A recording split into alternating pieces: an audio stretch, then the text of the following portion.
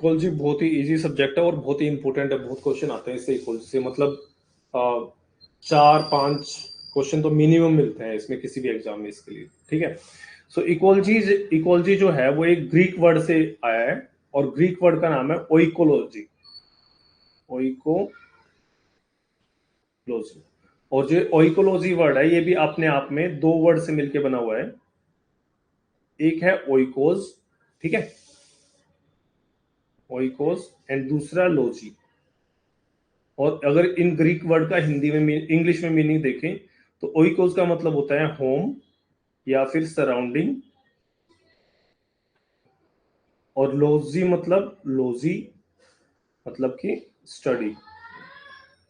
ठीक है, तो आपने होम की स्टडी या फिर बोलो कि ऑर्गेनिज्म की इंटरेक्शन और relation with the environment it is called ecology. तो मैं पूरी डेफिनेशन लिख दे रहा हूं भाई इसकी। The interaction, the study of interaction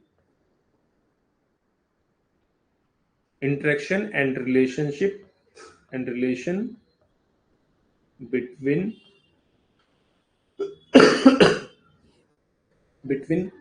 organism and its surrounding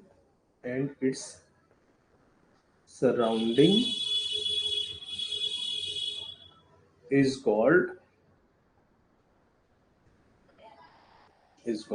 ecology।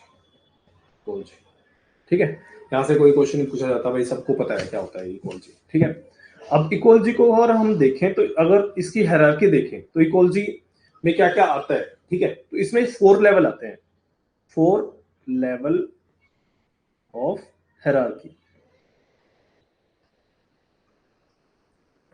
कौन कौन सी होती है? देखो भाई, सबसे पहले तो देखो ऐसे, देखो इसको हम पहले नीचे से शुरू करते हैं। सबसे पहले तो आएंगे सेल ऑर्गेनली। फिर सेल ऑर्गेनली क्या बनाएगी? सेल बनाएगी। सेल क्या बनाएगी? सेल मिलके बनाएगी टिश्यू। टिश्यू मिलके क्या बनाएगा? Tissue organ. ऑर्गन मिलके बनाते हैं ऑर्गन सिस्टम। और ऑर्गन सिस्टम मिलके क्या बनता है? पूरा ऑर्गेनिज्म। तो इससे यहां तक वाला जो पार्ट है इसको तो हम पढ़ते हैं बायोलॉजी के अंदर, या फिर बोलो सेल बायोलॉजी या फिर मॉलिक्यूलर बायोलॉजी के अलग अलग ब्रांच के अंदर। और इसके आगे वाला जो पार्ट होता है, जैसे ऑर्गेनिज्म, डिफरेंट ऑर्गेनिज्म मिलके क्या बनाएंगे? वे बनाएंगे एक पॉपुलेशन। पॉपुलेशन जब मिल जाएंगे, अलग अलग पॉपुलेशन मिलके क्या बनाएंगी? कम्युनिटी। और कम्युनिटी मिलके क्या बनाएगी? पूरा इकोसिस्टम बनाएगी। ठीक है, इकोसिस्टम। इससे आगे भी होता है, इससे आगे हम अगले चैप्टर में बताएंगे। तो ये वाला जो पार्ट है, this comes under ecology study.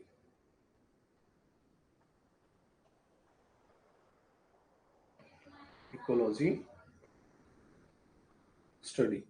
ठीक है, अब इकोलॉजी हमें क्यों पढ़नी चाहिए भाई? देखो, एक तो ये हमें पर्टिकुलर स्पीसीज और उसके एनवायरनमेंट के बारे में बताती है। ये वाले पॉइंट मैं ऐसे ही आपको बोल कर समझा रहा हूं। ठीक है, so it tells about the interactions of organism with its environment.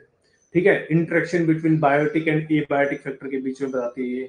फिर कि कितना कोई ऑर्गेनिज्म कितना अबंडेंट है, कितना उसका डिस्ट्रीब्यूशन है, कितना उसका डेवलपमेंट कैसा है, उसका बिहेवियर कैसा है एनवायरनमेंट के अंदर, उसका सेम स्पीसीज के साथ कैसा बिहेवियर है, डिफरेंट स्पीसीज के साथ कैसा बिहेवियर है, उसकी पॉपुलेशन कैसे बढ़ रही है, पॉपुलेशन कैसे घट रही है, पॉपुलेशन में मतलब डायनामिक्स क्या क्या है, उसकी रेट क्या है पॉपुलेशन की, उसमें कितना मोर्टेलिटी हो रही है, नेटिलिटी कितना हो रही है, फिर उसके अकॉर्डिंग उसके कंजर्वेशन प्लान बनाने, वो सारा हम किसके अंदर पढ़ते हैं?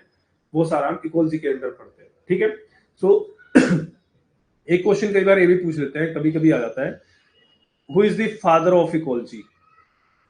Father of ecology. So Alexander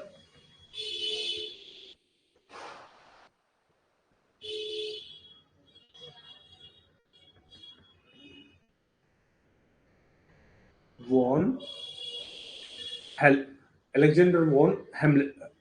Humboldt. He is known as the father of ecology.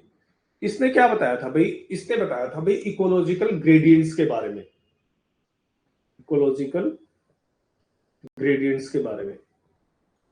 Ecological gradients का मतलब है कि भाई जैसे अगर हम मान लिया हम इंडिया में भी नॉर्थ से शुरू करें, बिल्कुल ऊपर कश्मीर से और नीचे कन्याकुमारी तक जाए इस तरीके से, तो अलग अलग टाइप के आपको क्या क्या मिलेंगे, अलग अलग टाइप के ऑर्गेनिज्म मिलेंगे।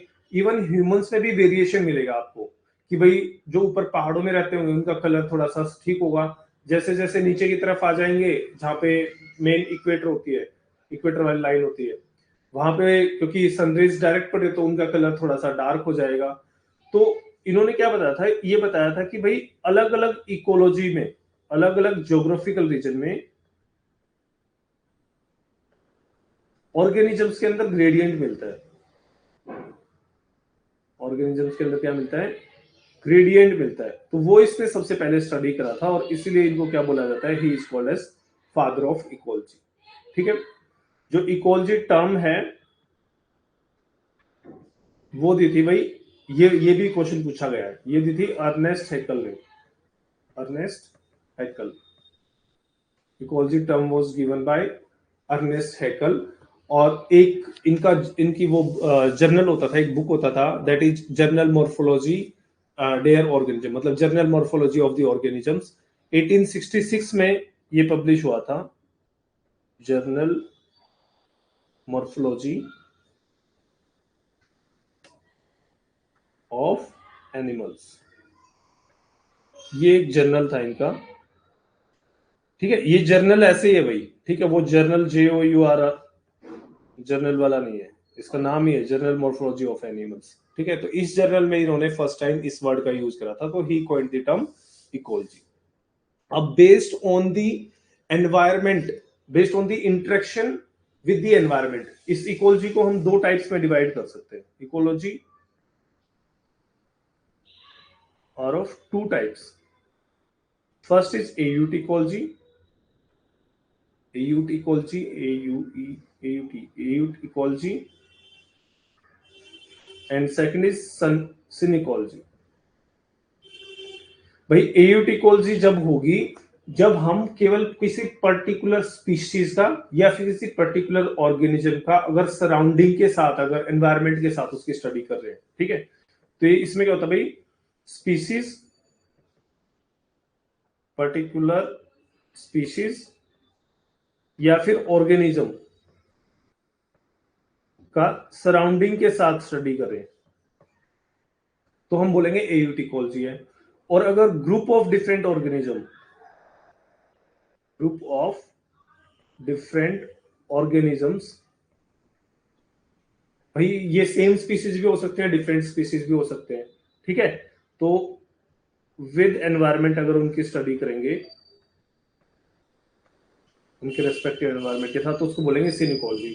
AUT इकोलॉजी का एग्जांपल है जैसे कि अगर हम सेरिकल्चर देखें या फिर एपीकल्चर देखें, तो एपीकल्चर में क्या करते हैं, हम बी का रियरिंग सीखते हैं, केवल एक ही स्पीसीज का रियरिंग सीख रहे हैं और उसकी सराउंडिंग भी सीख रहे हैं कि भाई बी पर्टिकुलर एनवायरमेंट में कैसे रिएक्ट कर रही है।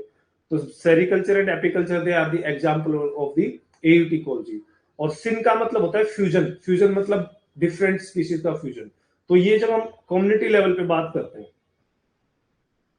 कम्युनिटी लेवल पे फॉर एग्जांपल हम डिफरेंट एनिमल्स की स्टडी कर रहे हैं, animals study in a forest.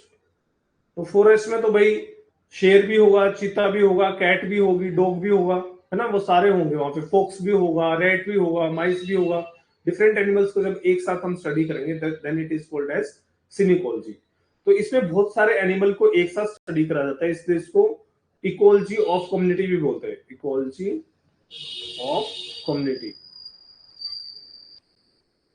और AUT इकोलॉजी को हम बोलते हैं इकोलॉजी ऑफ ऑर्गेनिज्म या ecology of species, ecology of animal या फिर इकोलॉजी ऑफ स्पीशीज, इसको हम ये भी बोलते हैं। ठीक है, अब अगर हम सिन इकोलॉजी की बात करें, अगर हम सिन इकोलॉजी की बात करें तो इसको भी तीन फॉर्म में स्टडी करा जाता है भाई। इसके तीन सब डोमेन होते हैं। First is population ecology, population ecology. Second is community ecology,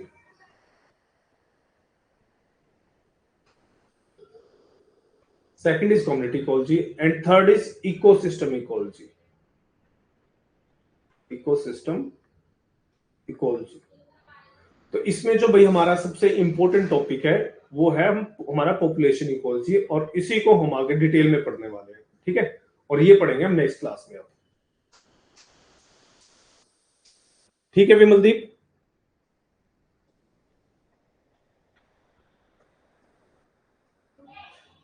अगली क्लास से हम पॉपुलेशन इकोलॉजी पढ़ेंगे भाई, और इंपॉर्टेंट टॉपिक है बहुत एग्जाम के पॉइंट ऑफ व्यू से।